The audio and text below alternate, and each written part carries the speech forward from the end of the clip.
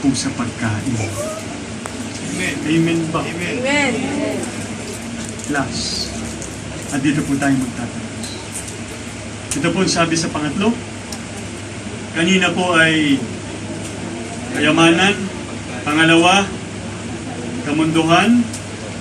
Ay, tatlo pala yun o kaya, sorry ho. Tatlo pala yun ko yan. Saan yun? Check ko. Yung Luke chapter... Sorry po ma'am. 21, 34. Ano ho yan mga kapatid? Mga lugmok sa inyong mga puso sa katakawan. Ano ho yung susunod? Kalasingan. Question.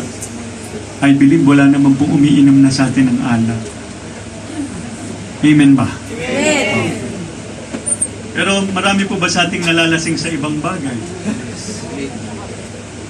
Nakakalasing ba ang... Nakakalasing ba ang panonood?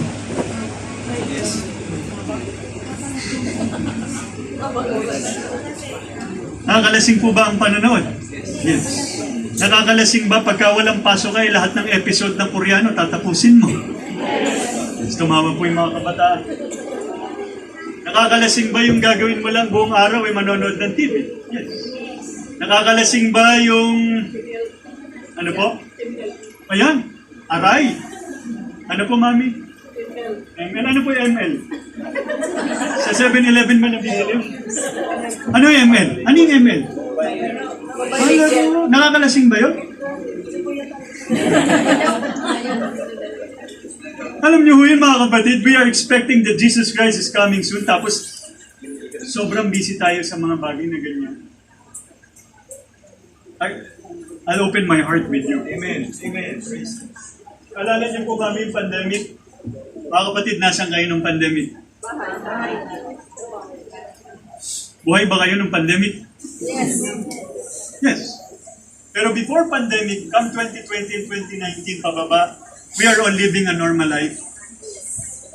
Kala natin mga kapatid, pagkagising natin, may pagkain tayo, magtatrabaho tayo, paulit-ulit, kahit saan tayo pumunta, pwede. But have you not noticed, kuya, nung dumating ang pandemic, biglang nabago yung buhay natin for almost 3 years. Mga negosyo ko yan nagsara.